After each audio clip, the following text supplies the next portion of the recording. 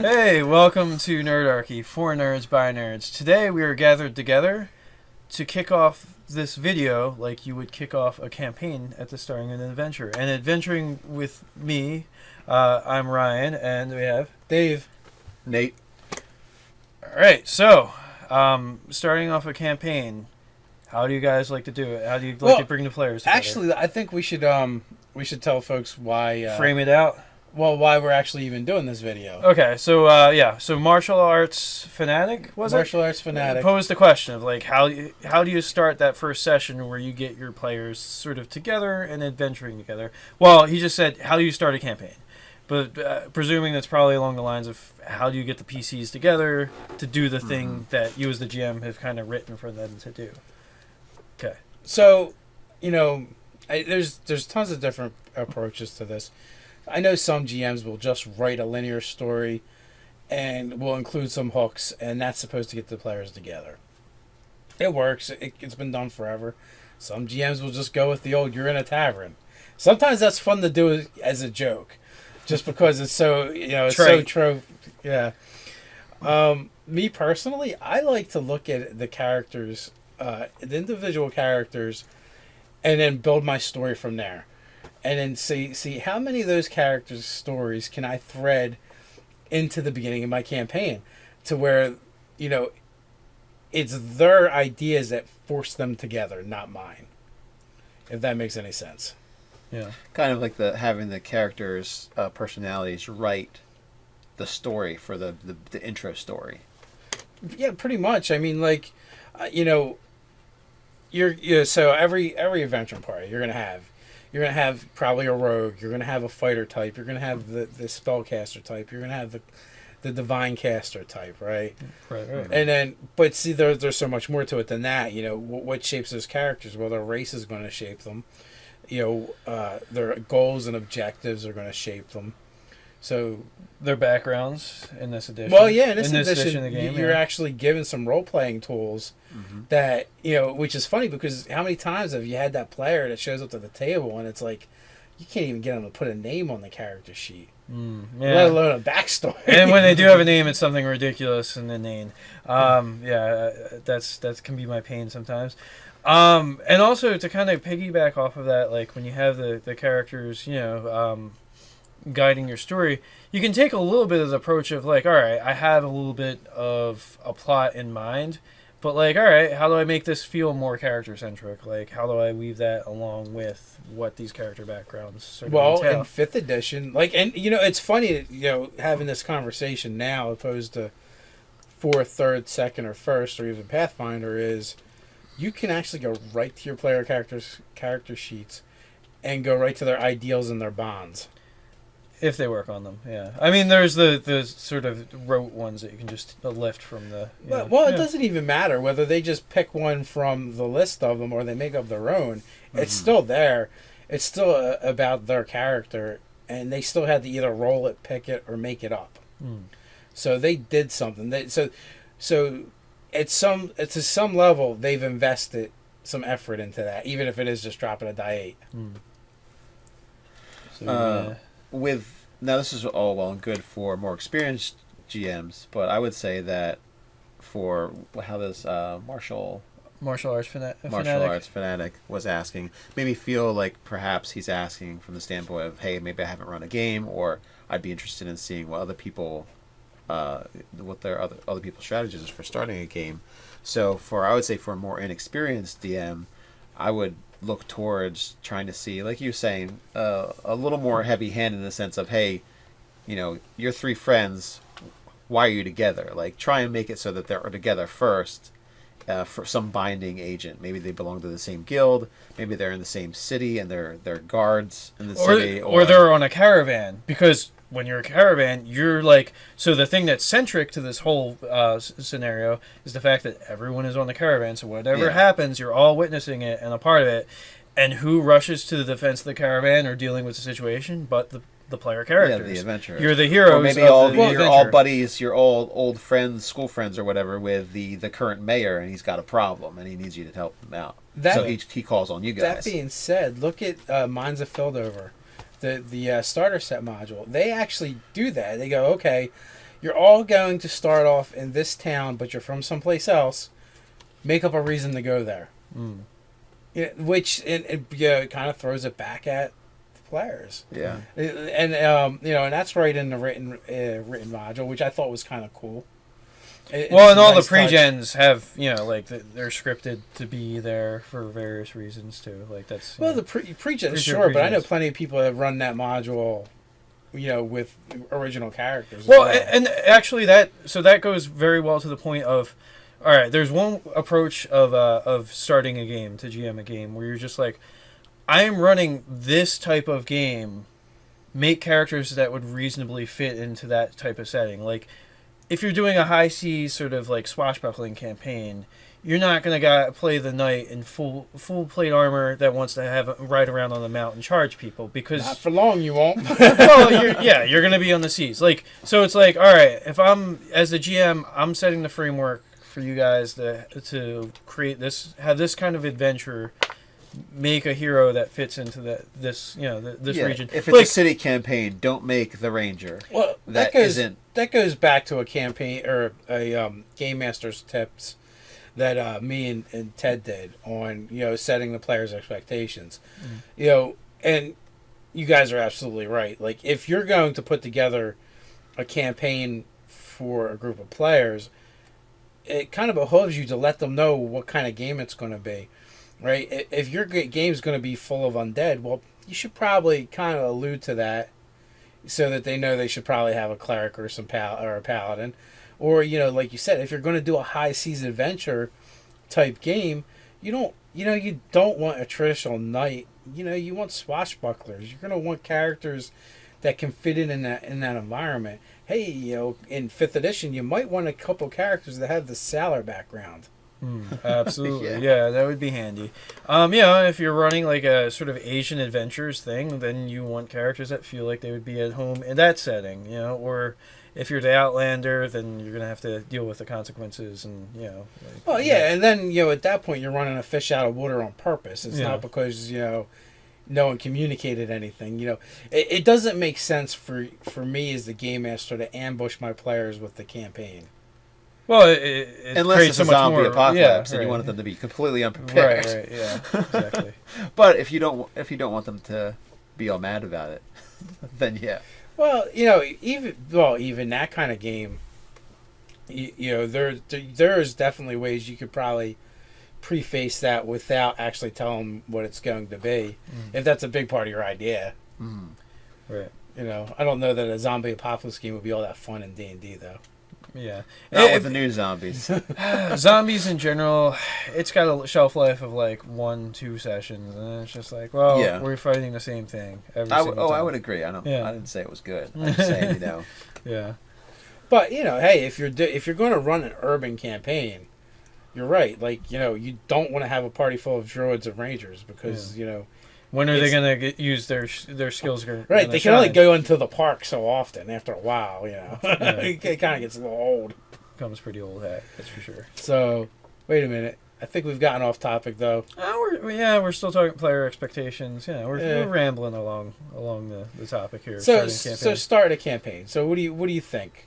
What's the top takeaway from this video, this discussion? Well, I'm thinking one more aspect to starting a campaign, aside from managing players' expectations or kind of getting them all together on some kind of common thing like a caravan or you're all in the military together, is I just forgot. Okay, well, you're doing that. Well, I would actually look to what people do in movies or series or whatever. Books. Yeah, so like the Harry Potter thing, like all the Hermione, Harry and Ron, they're all classmates together, and like they're in the same house, and they end up getting roped into these adventures, or what? So you have Firefly. I was going to say real quick. So Firefly, it's just all these sort of outcasts on a ship together, going from planet to planet. All these guys are on a ship. A caravan, a wagon. Yeah, building on that, that's actually And they're kind of like a mercenary troop too, I would say. You know? Yeah. So, but that absolutely works. So you do go, and that ties in player expectations with, this is the circumstances. Now you tell me why. Yeah. Well, I mean, and even too, actually, it might even be instructive if your players are relatively new, or for the GM, it's just like if there's a popular culture analog to the type of game you're going to run. I want you to make characters that are going to fit into sort of X kind of world. You tell them, like, they would fit into stories like this type of thing. Like, if you're running a Star Trek-esque type of game or Star Wars, like, you tell them that that's the kind of thing you're doing. Yeah. And you like you said, look in the movies and just common tropes. Look at Lord of the Rings, right? The bunch of all those characters get together. They have one common goal, and if it wasn't for that one common goal, they would never have gotten together. More substantial relationships build from there. But in the beginning, it's just about completing this one thing and working with people they would never normally work with. Well, and each one of those characters, too, is pretty, like, exemplars of their race. Like, the very, like, iconoclastic, like, like the elf being super elfy, the dwarf being super dwarfy. What everybody thinks a dwarf acts like, and, this and that, so... Yeah, but aside from that, though, if you look at that and we turn that into a D&D campaign, you're going to have your different races, and that would not normally be maybe mixing that closely together depending on how the campaign setting. Yeah. But they had a common goal, and they were brought together for that common goal and to solve this problem. Yeah. And so from there, that's the start of a campaign. So, what happens when... maybe the goal doesn't take as long as that one did, or maybe it does. But either way, that's the start of a campaign. Another thing too is just like trouble breeds strange bedfellows. Like the kind of idea, start them in jail or something, like a situation where they have to escape. Maybe they've been captured by like goblins or orcs or something like that. They have to plan an escape or something, so they come together because they're all kind of equally screwed. So sometimes, I mean, that one's rough because you're putting everybody starting out at a pretty disadvantaged place. Probably not a good idea for your new players, because that could be pretty lethal in the early stages. Okay, so wait, before I forget. Okay, How you talked about with Lord of the Rings. Lord of the Rings is a good example of you have these symptomatic events in the beginning, like telltale signs of some terrible power moving. You have ring wraiths killing people, looking for the ring in the Lord of the Rings trilogy, and you have like the forest issues and all this kind of like basically like there's darkness coming into the land, and you're experiencing, like, the players at the start of the campaign can experience that in little sissy ways, like terrible goblin hordes or what, something simple that they can deal with at that level. But then you're just like slowly you're thinking about like getting closer to the arms of the real it escalates. Yeah, right. It escalates. I mean, you could just have thematic thing where like like weird storms had happened that like that's totally unnatural, and so it's not an encounter that they have to fight because so you're setting the mood for the start of the campaign, as well as introducing some of the outlying events caused by something more powerful and terrible that you can't really deal with at the time. So there's also like the common tropes too that you can always go to, and if you're new, there's nothing wrong with it. You can do You're All in a Tavern. You can do the town crier.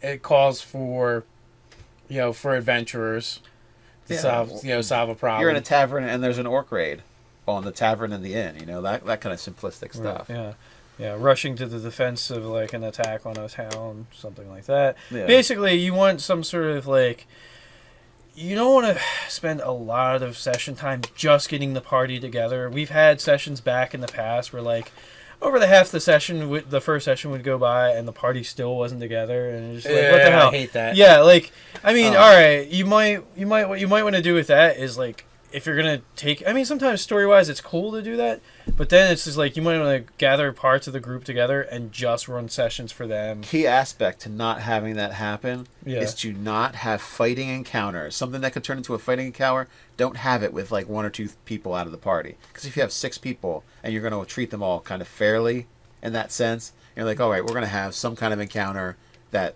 ends up being a fight. Well, it's like, okay, well, an hour and a half goes by and everyone's still just finished the fights, and then you're still not at the point. I played in a one shot last weekend, and so what the DM did was like, okay, look, you guys have all had dealings with this river guild. They've summoned you guys to work together, and basically you've been called from different parts of the realm to go help them out. And you've all had to travel together on this boat for the last couple of weeks to get there. So you decide how much you guys know each other or don't know each other. Yeah. But, so the expectation was already set. There's a problem. You guys have been called to deal with it.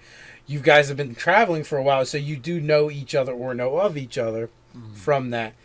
And then once we got there, we immediately did what you're not supposed to do and completely split the party up. Yeah. But, but that being said, the party was technically already together. Right. Yeah.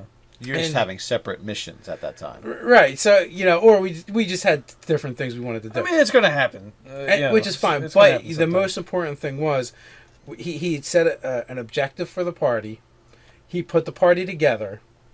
And there wasn't a bunch of time wasted. When people decide to go their own way, they decided to go their own way, do some things, and then come back together, which is fine.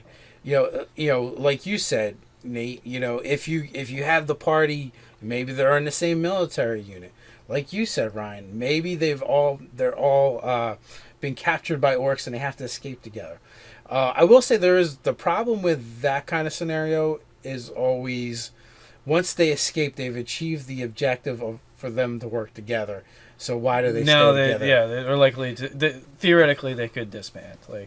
So then you have to. It's almost like you have to keep putting together this like unfortunate series of events to make them kind of want to stay together, and not have it get railroady at the same time. So that one, I wouldn't go to that one too often, and I think it's actually better for a more experienced GM. Who can kind of finagle reasons for them to stay together.